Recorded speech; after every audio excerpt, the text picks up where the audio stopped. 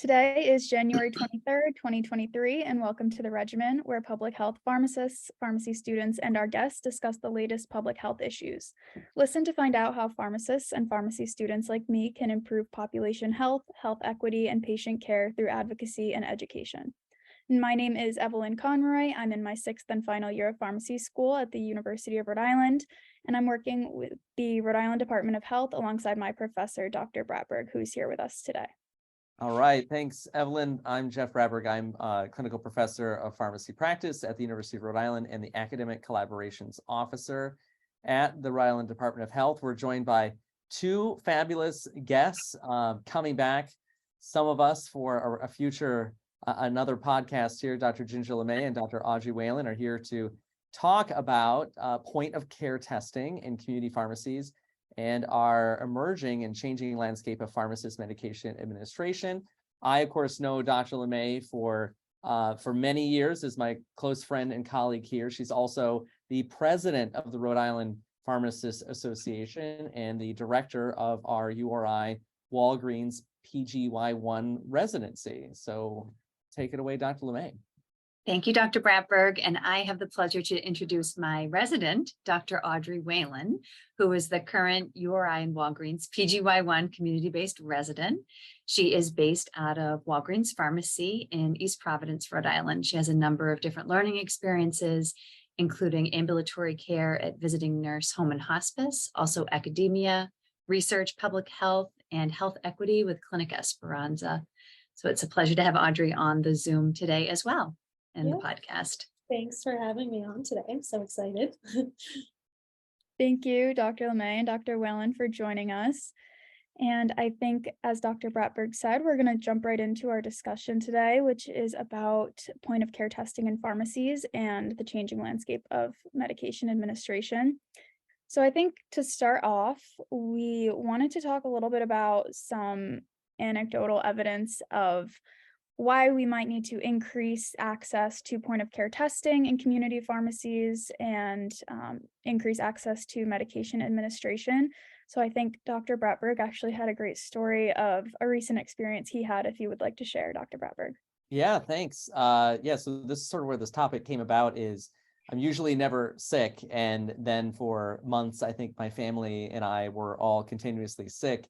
And it was interesting that in 1 week, we had very different experiences, my family members. So my one of my children, we thought had strep throat or had a sore throat. And on a Monday morning, I called her pediatrician in the town I live in Massachusetts, who said, have her come in by noon and we'll test her right there in the office for flu, for COVID, for strep throat. She ended up being strep positive, went to the pharmacy, got a prescription, all set.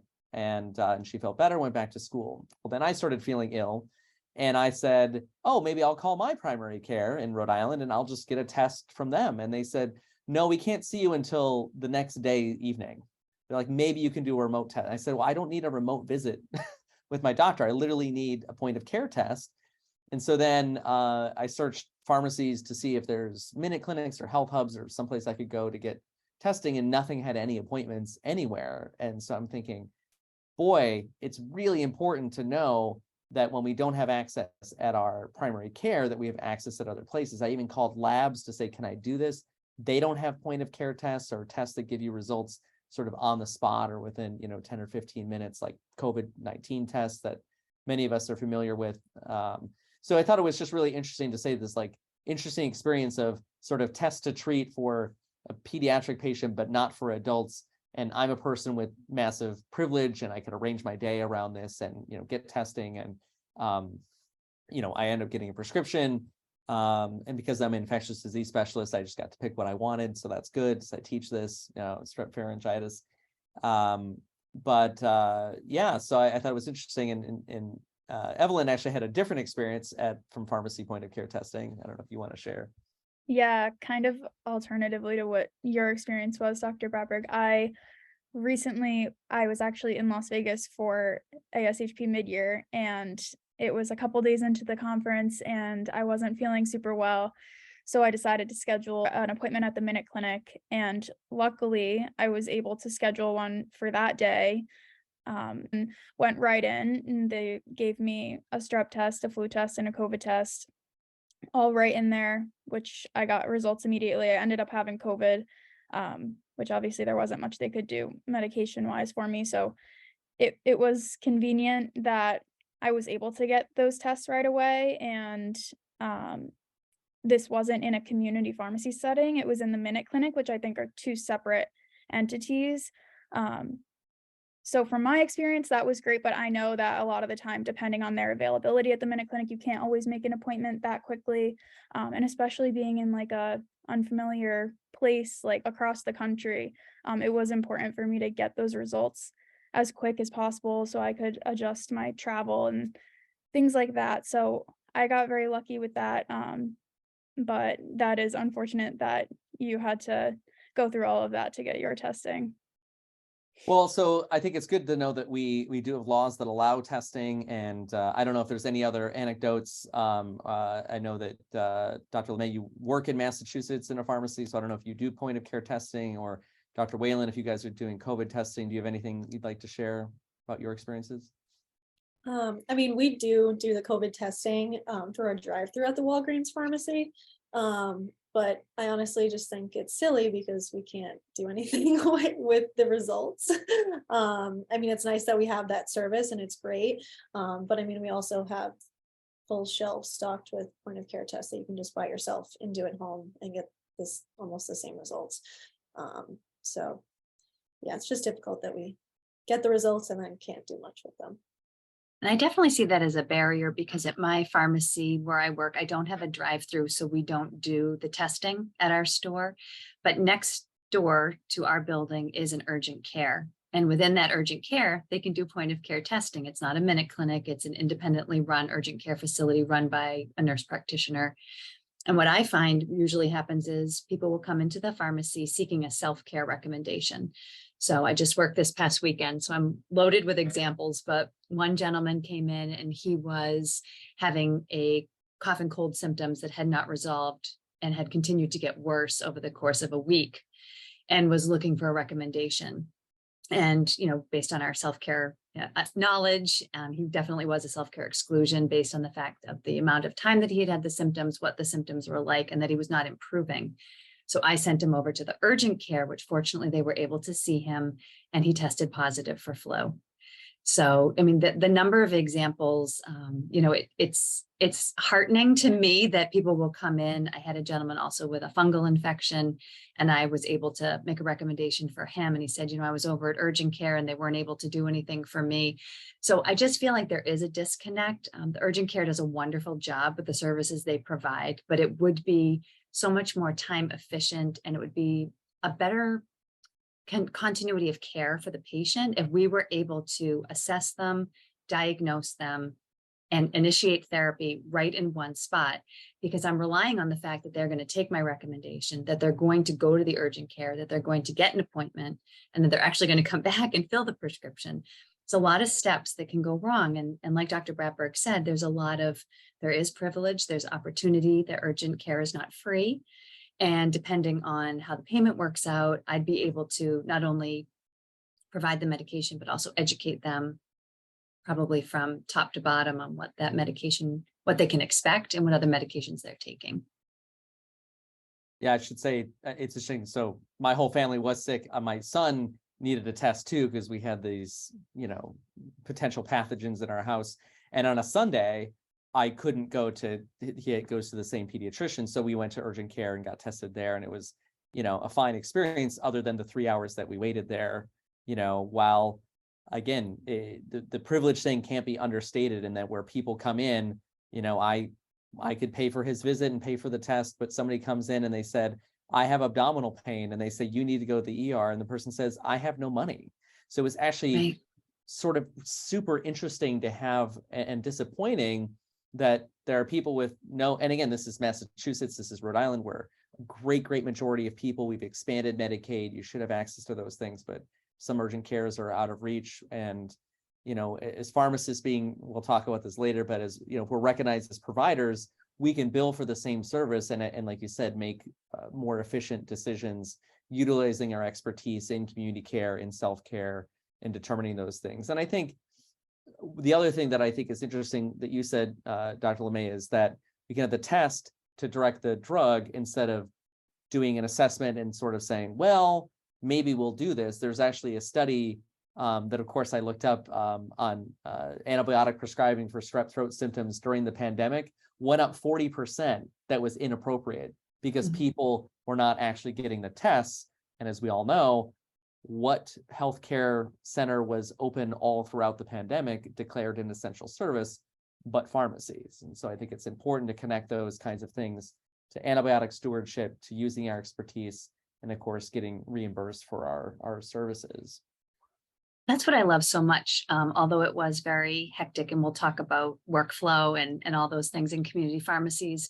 But although it was probably the hardest and the busiest time, at least for me, I mean, I'd been a pharmacist for 20 years before, obviously, the pandemic and all of the new challenges that presented in the pharmacy.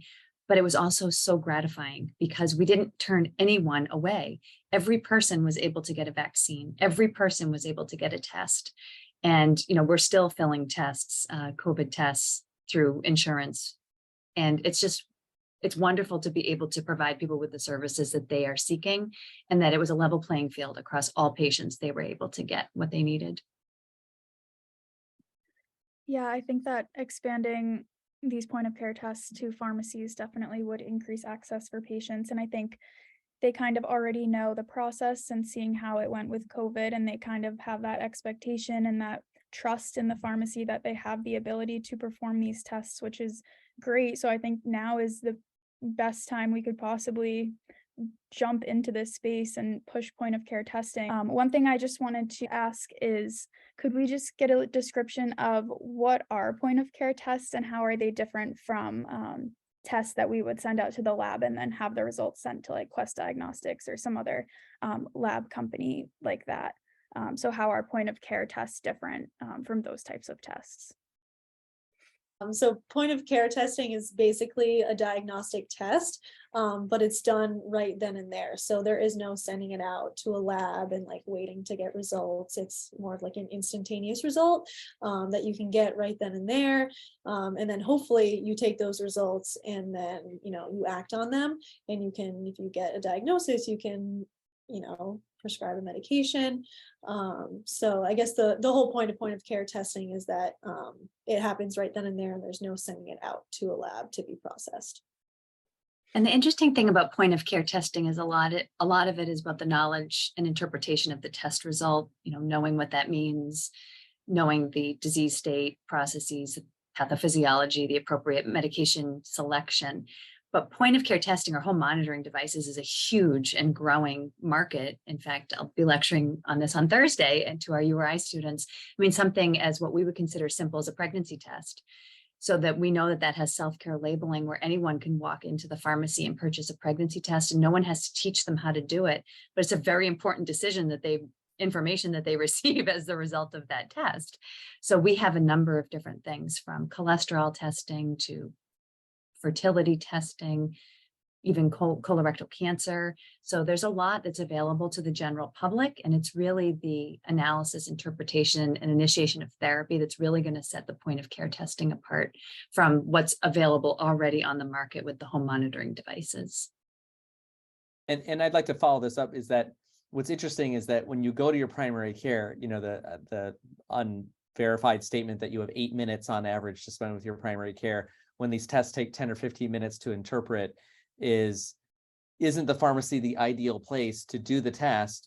Because if you do it at the physician's office or the provider's office, they may not even have time to do it. They may not get reimbursed to do that test, right? They contract with labs and send you to the lab to get that.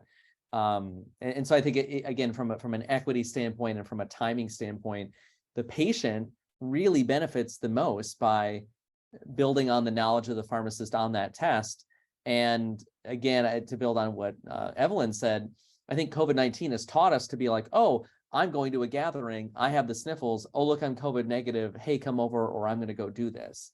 You know, so it's really sort of changed the paradigm of like, what am I going to do? I'll take this, you know, I'll take this test. And the public health importance of those tests are really important too, is, you know, we can do rapid HIV tests. There's lots of pharmacies that do HIV tests, right on the fly, combined with other kinds of med administration, new forms of pre-exposure prophylaxis, or even treatments that are injectable IM, where you can get your month's worth or multi-months worth of medication from the pharmacist there after that test that's required for those kinds of things.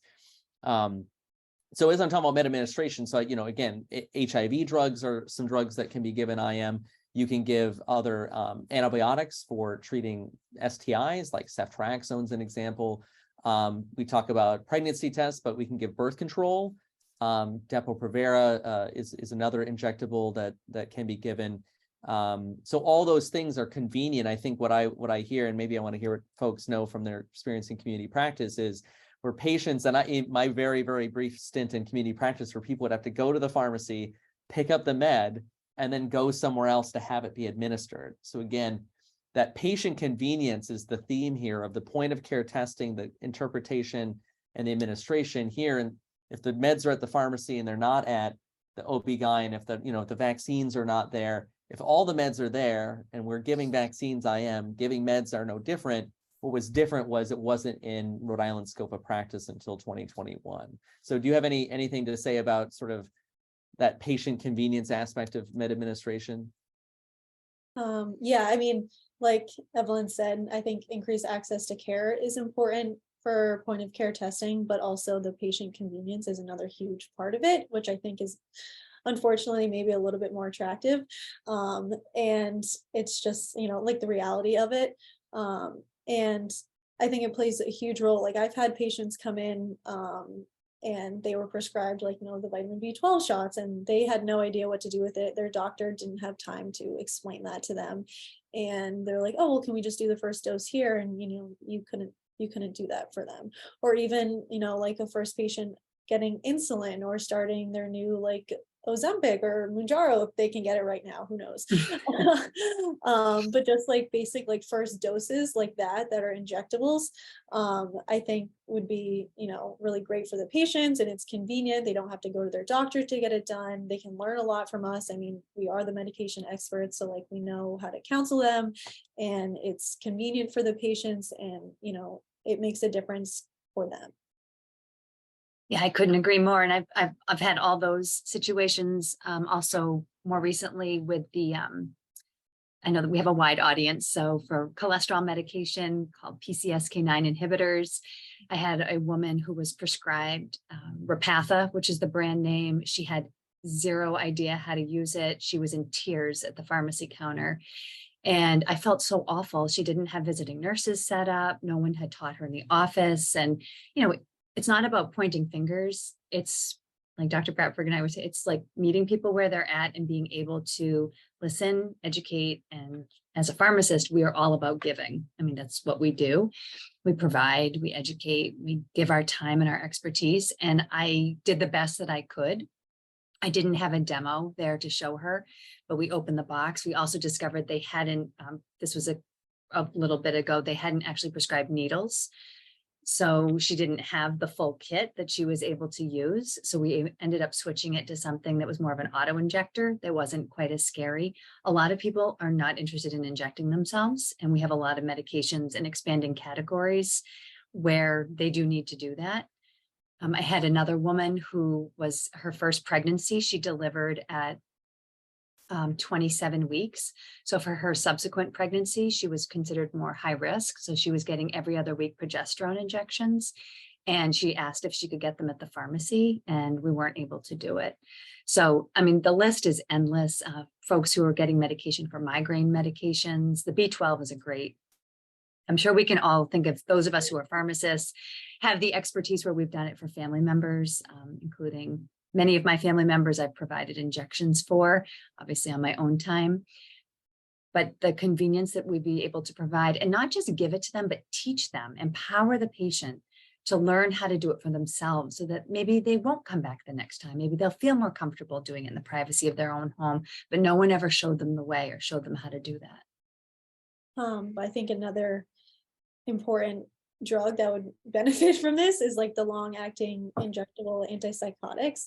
I remember when I was on rotation at Rhode Island Hospital, there was a patient that was just like always coming in, and they wouldn't take their medications, and they wanted to do long acting injectables, but they couldn't find a place for the patient to do it. Like they didn't have a PCP, and you can't do it at the pharmacy. But now that we can, I mean, we can make sure that these patients are getting their medications. And I just think that that is a huge group of medications where this would be really important. Would be, yeah, the long acting injectable antipsychotics. And this is where, for our listeners who want to move to Rhode Island and send their children to URI, even though I'm not getting paid to say that, essentially, we do have we actually passed one of the broadest regulatory acts for med administration. And so all of the things that you've just heard, all can be given in Rhode Island, but can't be given in the 40 plus states where med administration is needed. Plus Rhode Island, and we're going to go through Evie's got a whole list of classes and a wonderful little handout that we'll put in the show notes. But one of the things that when we passed the law, it said we are allowed to give vaccines in our scope of practice, and we just added medications, and then there was a list of classes. So we were able to do in the regs that passed December 2022 is just put a list of classes and a list of routes. And so in those negotiations, we now have one of the broadest access. So in Massachusetts, they can only give the long-acting antipsychotics and I believe naltrexone, a medication for alcohol and opioid use disorder. There's not those other things they can't. Dr. Lemay, you work in Mass, you can't give B12, right? You can't give progesterone. But hormones and vitamins are all listed on our categories. Do you want to give some other examples, Evie? Yeah, sure. So there's over 20 different drug classes that pharmacists can administer, and you've said a few of them, Dr. Bratberg, but some of the other ones that are on here now that I think are interesting are epinephrine now, fertility agents, biologics, colony stimulating factors, anticoagulants, steroids, calcium regulating agents. So there's quite a few drug classes. And then we have our smaller section on what not to administer, and it's actually much smaller than what you can, and it's just like what you would think it would be: IV injections, infusions, intrathecal, intraocular, the more complex routes of administration. Not by rectum. We could Yeah. not give meds by rectum. Just want to make sure the pharmacy is not going to be the place.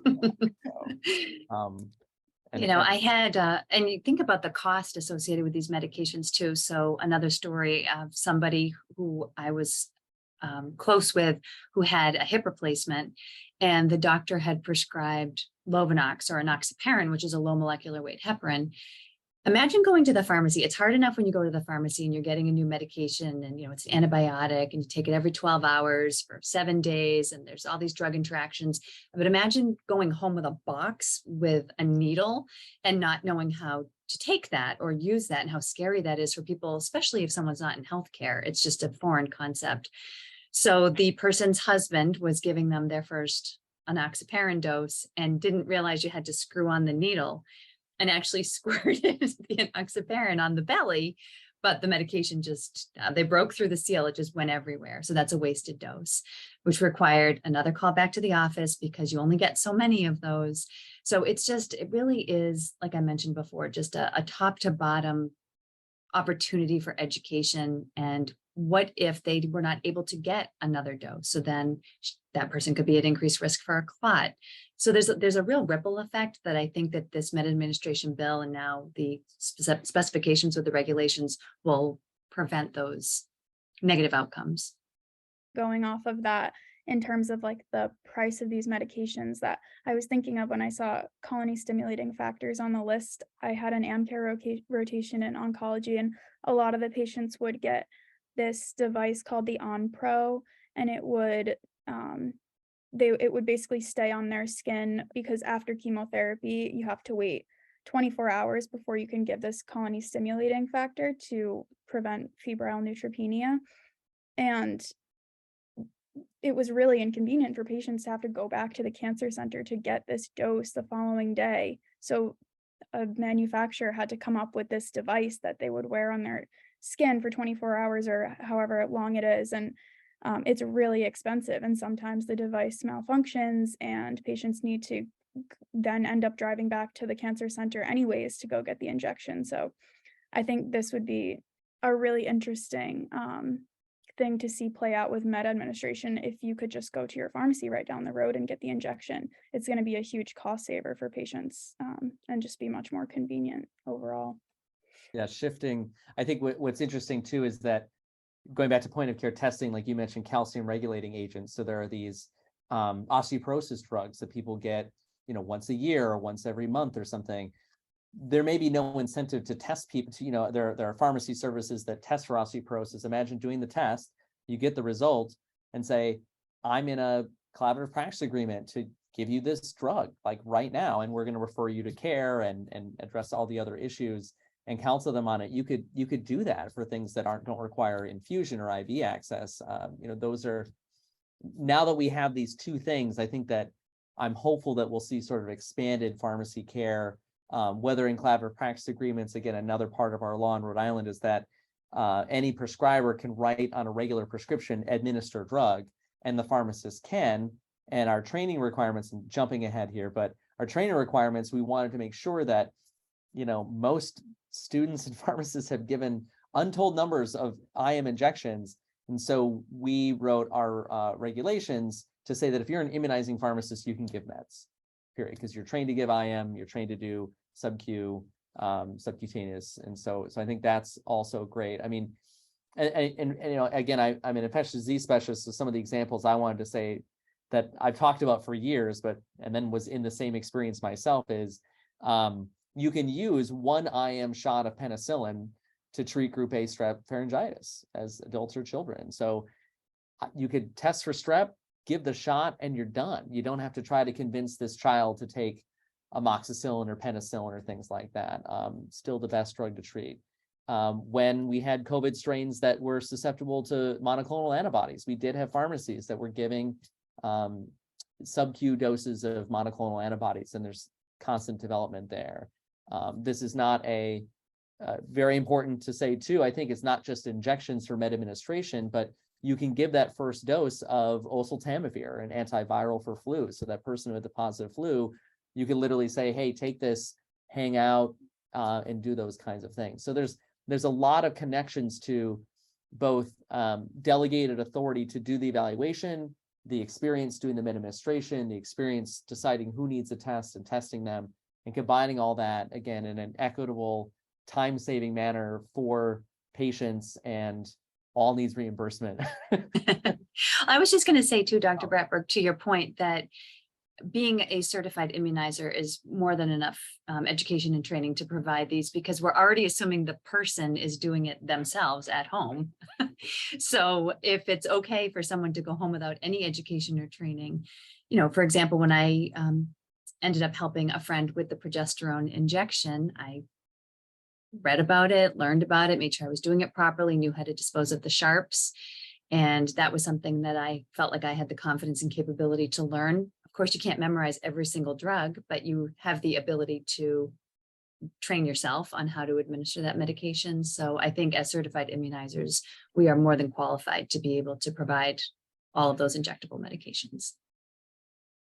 I think we're going to move into some barriers to expanding point of care testing and med administration into the community pharmacies. So Dr. Bratberg and I wanted to share with you, Dr. Whalen and Dr. Lemay, some statistics that were gathered from a survey that was given at Seminar by the Sea in March of 2022. 60% of responding pharmacists were at least somewhat interested in medication administration, and then more than 80% of respondents felt that their patients would benefit from pharmacist medication administration. So we kind of just wanted to see if this data was surprising to you both at all.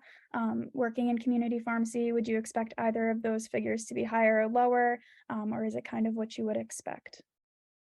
I feel like I would expect that. I think that it's really great that we can do med administration, and it would help a lot of patients. And I think there are pharmacists that are for sure super interested in it and want to do it and expand their practice and expand access to care. But I also think there are those pharmacists that don't want to take on anything else right now, especially like in the current climate of community pharmacy. It's just so tough right now. There have been so many hours that have been cut, staffing, technicians, everything. So it's kind of hard to grasp tackling something else and adding on something else to the workflow, which is unfortunate, really. But I think it comes down to, like pharmacist preference. Like there are those ones that really want to do things and do more. But then again, it comes down to like logistics and can we actually do it? Can we fit it into the workflow? Which I think is the biggest barrier, is fitting it into the workflow and figuring out like how exactly we're going to do it and come up with a plan for how to do it. I think that the chains in particular, because they're the ones who tend to, that we hear have these obstacles, are moving in a direction to free up the pharmacist more for these opportunities. So I know some of them will use, Walgreens has been very public about their micro fulfillment center. So I know in my pharmacy in particular, we don't fill any brand name medication. So if I work on weekends, so people are waiting until Monday, we really try to increase our messaging to patients, and obviously they're automatic refills. So if someone needs something like, say, Eliquis, which is a DOAC and very important medication you'd never want to miss, we make sure that they're getting it in plenty of time.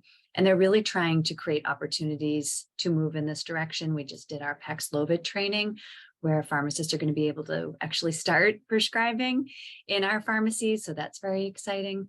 I think that when pediatric vaccinations started a couple of years ago, Dr. Bratberg, and I know this very well, there were a lot of pharmacists who were very nervous to immunize down to age 3.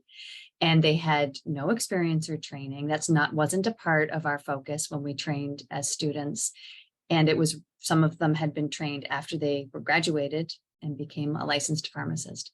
So we worked really hard to educate and provide resources. And I honestly, although some may still not love it, many of them do. And so with anything new, there's always going to be that feeling like, I don't have time, this is too much, I don't know. But I think a lot of that is just a barrier.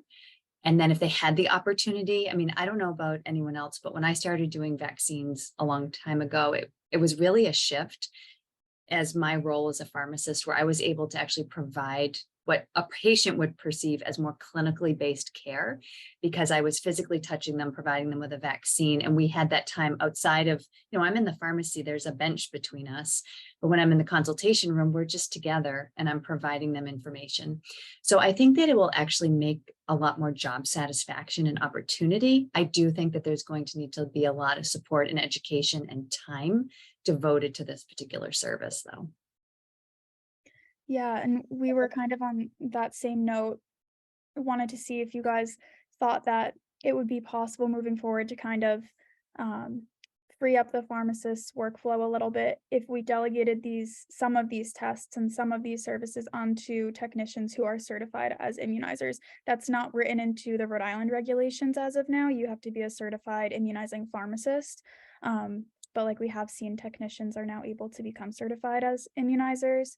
So do you think that if we move towards that direction, that might be something we could do to implement this? Yeah, I think that'll definitely free up more pharmacist time for sure. The Walgreens store that I work at, majority of the technicians are actually immunization certified, and that does definitely free up the pharmacist to do other things, do more pharmacist things too, like counseling, direct patient care. And I think that, I went into pharmacy at the time where like vaccinations were normal to do in the pharmacy, but I know like for some people, like it was a brand new thing that got put into pharmacy. And I think that if vaccinations were able to be put into the pharmacy workflow and like now it's normalized and it's part of the everyday thing, I think that we could add something else into it again, like point of care testing or med administration. And with Walgreens, like the micro fulfillment center, we are moving towards that way of freeing up pharmacist time to do more like direct patient care and point of care testing and all sorts of things like that. So I think we definitely are moving in the right direction. I think the barrier with the point of care testing is the time that it takes for the results to come back. With med administration, I see that as an absolute no-brainer. So I'm filling a script for B12, a vitamin B12. It takes very little additional time to be able to provide that. I think the point of care testing is a different discussion point because that requires more assessment. You have to actually administer the point of care test. You have to wait for the results. So that would certainly, in my opinion, have to be appointment-based. That could not be a walk-in opportunity. And I think when we really moved, I guess I'd say, you know, a few years ago, the only word I could use to describe working was relentless, because it was relentless. The volume of people coming in, and we weren't appointment-based. Once we shifted, we were able to control our time and control our workflow in such a better way that it became much more manageable. So I think learning from where we've come from, I don't think anybody knew it was going to be quite so busy. Now we have that information, use that as knowledge to be more thoughtful as we move forward with the point of care testing and med administration. I think I agree. I think I remember a statement from the survey we did last March, also with one of my public health students, that 80 or 90%, I think Evie said that it would take the same amount of time to administer a med as to give a vaccine. So like that's, that's also verified by some data. I almost envision this as sort of a, maybe there's a point of care testing time, I'm just going to make things up. You guys know the flow, but like 11 to 2, you're double staffed and there's appointments. And so either there's another pharmacist or resident or someone who's able to do those point of care appointments if they exist. And if they don't exist, there's all those, as you call it, Dr. Whalen, these pharmacist things. And so that, again, whether it's, MTM or all the other things that we do, I think that's there. And then, for technicians, I think a lot of pharmacies have optimized, again, now that they're giving vaccines, and actually our regs in Rhode Island said that technicians could give immunizations even before the COVID pandemic, we found out. So that was great that was there. But also I hear that some technicians don't want to do that, paralleling what you said, Dr. Lemay, that we've got to give people choice and to see where they're at, and we got to, accelerate this confidence. But some stores use, I shouldn't say use, they partner with technicians to prepare the medication. Oh, okay, you've prepared all these vaccines. That's a thing that, as you said, Evie, is like a standard practice. Preparing a B12 shot, not that hard a thing to do. So I think that this is a advancement that I think is almost incremental, but could have really positive patient benefits, where I agree that point of care testing is different. One thing that Evie and I talk about, or I think all my students and I talk about, is a phrase that I coined, or someone coined, called dignity denial, where let's say somebody comes in, they want a point of care test, so they want a med administered. Let's just say it's Depo-Provera for contraception. And a pharmacist says, no, I'm not going to do that, even though it clearly says on the script, please administer this med. Do you see that happening? Do you see that sort of accentuating what may be already there? What are your thoughts on those issues? I think that it's, definitely possible. Hopefully not as much in the area that we're living in. So we might not have to worry about it as much, but I think that, in other areas that would definitely be like of concern. So I think it's tough, because you give the choice, you can do this, like you don't have to, but then again, we're here to serve our patients, and we do everything for our patients. So that's tough to think about.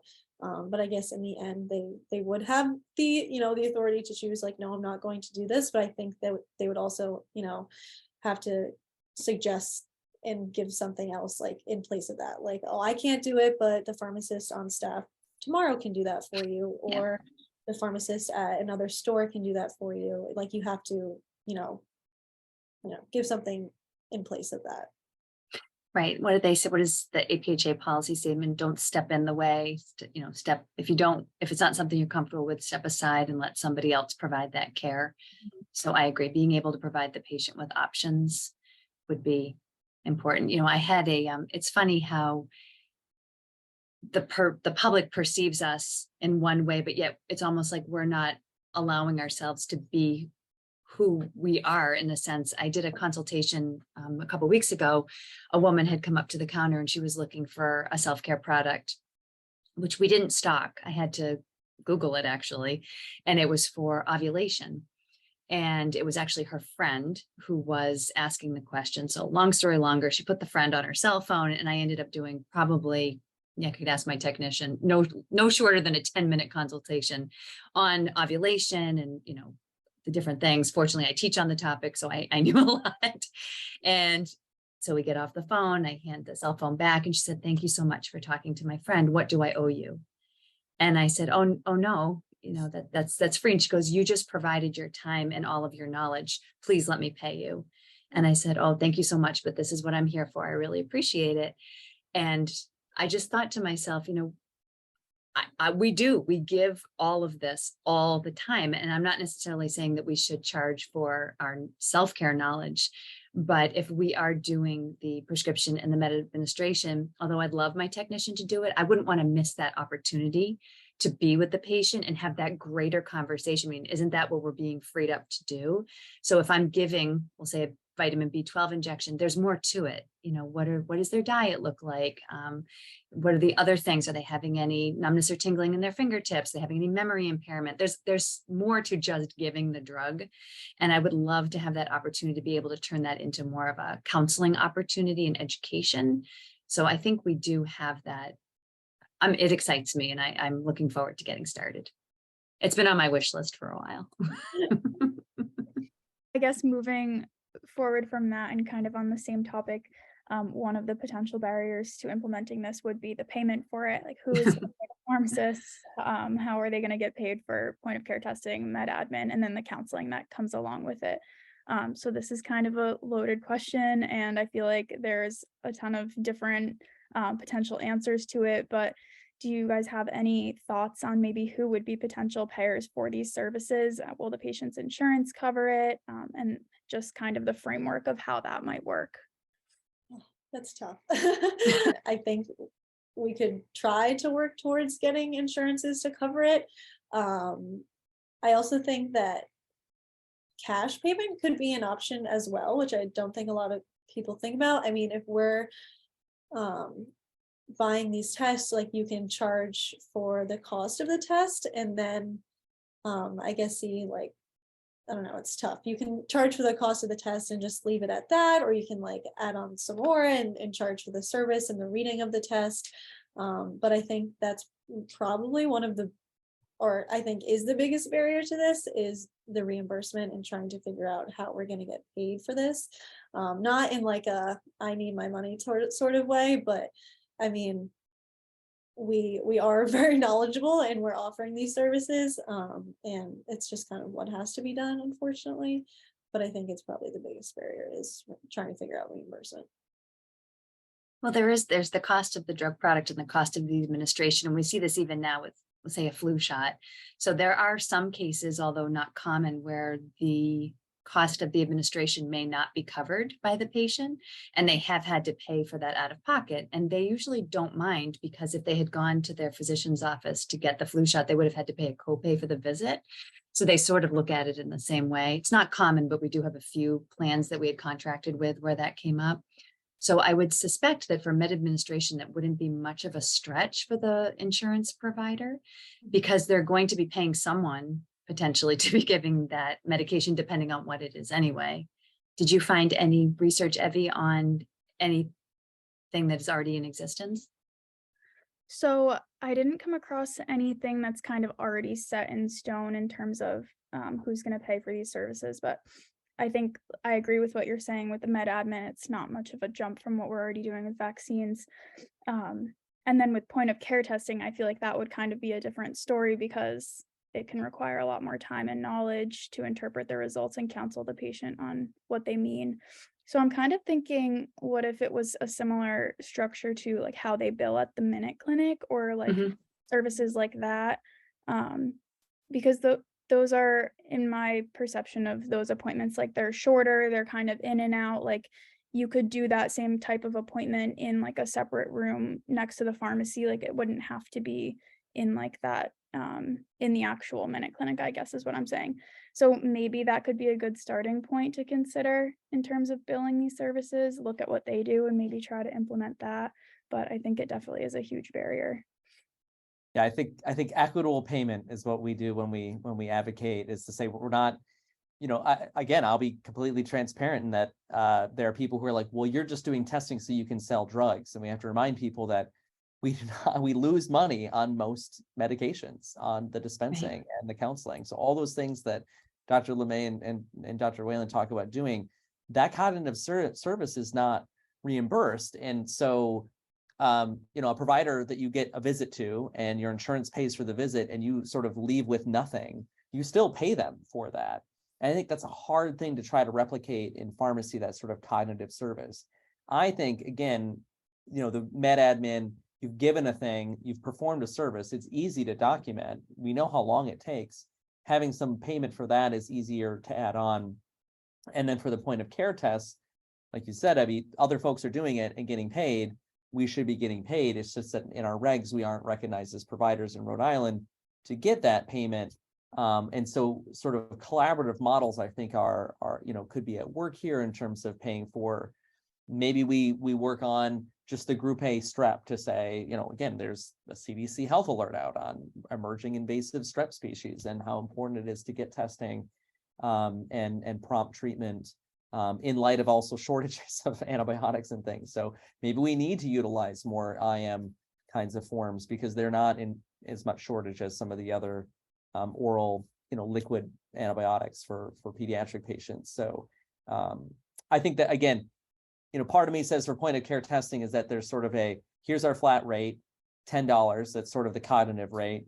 And then you pay for, you have to pay for the test, and a person will say, well, that makes sense. But I think the convenience, even under the appointment model that Dr. Whalen talked about, it's still going to be so much easier than me going, my throat hurt more than it has ever hurt. And they're telling me, come in at, and this is 11 in the morning, come in at 4 p.m. tomorrow. I'm like, I really, you have to be seen for those things. And so people, I think, again, I have no problem paying for it. I think we can work with Medicaid to be a payer for these testing, for this, out of convenience, out of equity. And I think there's, now that the law is passed and we have these broad things, I always joke is like, I always want, where Doctors Lemay and Whalen work is to say, I hope their representative and senator goes to their pharmacy and they get that admin. Because the moment you do that, and you'll say, that one was free, but here's a thing that maybe you could bring to the State House to do that would really help people, and we can go that route. What's nice about doing it at the pharmacy too, I'm sorry, Dr. Whalen. Oh, no, you as opposed to say in urgent care is that, so say somebody came in, their test might be negative. They may just have a virus. And so in that situation, you're at the pharmacy, you can provide that information. You can also bring them to the self-care section and help support their symptom management, make them feel better. So when you're at the urgent care, you're in a separate space. Again, it's another trip, it's coming in. And so it's sort of, to me, it seems like it's just, comprehensive care. And both, and I think the other important thing is, you mentioned this in your story earlier about someone who had symptoms that weren't self-care and you referred them. Right. Yes. So if the symptoms are worse, we're still going to refer them to another center, right? Again, my unfortunate repeated experiences at urgent cares in Massachusetts has been, there's an ambulance out there helping the person that they can't help, whether it's self-care or not. So it's sort of important to sort of trace that route that I think, again, honestly, people like me who are not really ever sick to go, okay, well, what's going to happen next? And then I always do the thing like, what if I'm a single parent, or what if I have to go, who's gonna walk the dog, Ginger? I mean, that's very important. And I will mention that the Med Administration does not cover pets. So we are not not yet. That's No, not the yet. next. The pets cannot come to the pharmacy yet. There will be a vet. We just heard there's going to be a course on veterinary pharmacy here at URI. That's wonderful. Right. So, I mean, I think that once we get in there, once we form the partnerships with the vets, and what we can do, we'll finally have the pet pharmacy at URI.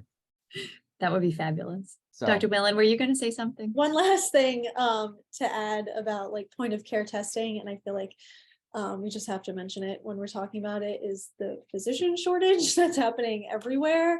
I just feel obligated to mention that. I mean, so many patients don't have a regular provider that they're going to see once a year, twice a year, whatever. So, when they feel themselves falling ill, they really don't have anyone to go to. And if it actually comes down to it, they might have to go to the ER just to get a test or something like that. And if we can offer these tests like in the pharmacy, where I always say we are the most accessible healthcare provider that there is, it's a one-stop shop. They can get their test. We can interpret the test for them. We can prescribe medications if that's necessary. We can counsel them on the medication, and then we can dispense it to them and send them on their way. It's just, I don't know, it just makes sense in my mind to just do it all in the pharmacy, whether that be like point of care testing, or creating like a place where you have primary care offices attached to a pharmacy, which I think those are in the pipeline as well. It just makes sense to have like that whole comprehensive care in one place. Well, and I think even, again, reminding our audience, pharmacists are embedded in ambulatory care. Right. And so now this allows who are working under CPAs and who are prescribing and adjusting meds, if they want to, you talk about starting people on their, chronic injectable medication, let's say insulin in the pharmacy. Well, they can do it just probably even in some cases more frequently in sort of those different environments, and be able to start them, in the clinic.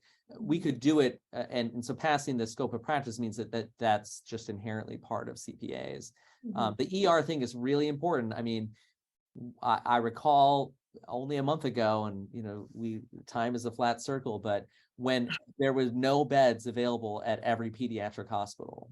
Yes. And so you think, wow, like, do you want to I told my kids, do not hurt yourself, because it is a 24-hour wait to be seen in the ER with a broken bone, because somebody's waiting 12 hours just to get their heart capped. Like, we really need to, I think this is one of the things that Evie and I are working on, is not only marketing this to pharmacists, say, hey, the regs are passed, here's what we can do, have these kinds of conversations, record this podcast, but what do we tell prescribers? What do they need to know? What do EDs need to know to be like, hey, here's this list of pharmacies offering this service. Maybe we need to host that on the Rhode Island Pharmacists Association site, to like, here are the MedAdmin services. So people have an easy one-stop shop, or Rido's website to say, go there, you can get your injection there. Any other thoughts on marketing to providers? I think that's one of the hardest things for the general public to know is, okay, I have this problem. Where do I go? Is this something that I can safely treat at home? Is this something where I need to be seen? And so if the emergency, and I know that the emergency room is for emergent issues. And so if someone is having chest pain or something like that, they should be at the emergency room. If someone is having a fever and a sore throat, they don't need to go to the emergency room. That what's happening is, to Dr. Whalen's point, we're clogging the emergency rooms with primary care issues. And especially with a lot of the cases when people were COVID positive, there was really nothing they could do for them. They needed to be able to safely treat themselves at home and prevent other people from getting sick. So I think if the emergency docs and other healthcare workers there knew that, okay, you can go to this list of pharmacies and they will be able to check for flu, strep, UTI, etc., that would be a gift, because then the more emergent issues can be treated, because they have the facilities, the expertise, and the equipment to do x-rays, CT scans, MRIs. Clearly we don't. We're there to do those more simple, basic tests. So it's not that we're taking anything from them. We're actually freeing up those smaller, I'll call them more straightforward cases, so that people can get the care that they need. You shouldn't have to wait 24 hours for a broken bone. That's unacceptable. Yeah, so I think kind of what we're saying is, like, if there was a set list of like these are the services that pharmacies can provide, and they can give you the full continuity of care, maybe even get a POC test, and the pharmacist can diagnose, counsel you, and provide the medications. And if that was all covered on a CPA, like kind of a one-stop shop CPA, I guess, then primary care physicians could advertise that to their patients in a way and say, if you experience these symptoms, go to the pharmacy first. They can take care of it for you. If it progresses, go to the ER, or they'll refer you if it's too severe. I think that would be a great place to start in marketing this to the public. Yeah, we'll just have to see. I think, again, the benefit of having such a broad range of meds is that it's not, okay, psych providers in Massachusetts or places like Genoa Pharmacy, which are embedded within community mental health care, they do lots and lots, and their pharmacists are trained to give long-acting antipsychotics because that's a huge part of their business, right? But now that you can kind of do anything, I think you bring up a really good point, Dr. Whalen, is that the primary care physicians who are like, why do we are spending so much time having people go to the pharmacy, pick up this thing and then administer it? Or I think you said it best, Dr. Lemay, is that the baseline here is the patient's giving it, or some inexperienced or maybe somewhat trained, like I give my cat insulin, I can give grandma Repatha, that's no problem. I mean, I'm happy that they have some experience. Pharmacists, we can do it so quickly and so efficiently and check for all those other things that I think maybe this is the breakthrough we need to do those partnerships with primary care, like we've talked about, and move on. But I think we've got some regimens for the solution here. I think it's been great here. Do you want to close us out here, Evelyn? Yeah, sure. I'd like to thank Dr. Lemay and Dr. Whalen for being here today and providing amazing insight on this critical aspect of expanding pharmacy practice. Be sure to follow the regimen at PharmD Health on Twitter and Instagram, and subscribe to our YouTube channel. And stay tuned for next week's episode on initiating and managing buprenorphine treatment directly from the pharmacy. All right. Thanks, everybody. Thanks Thank for you so much.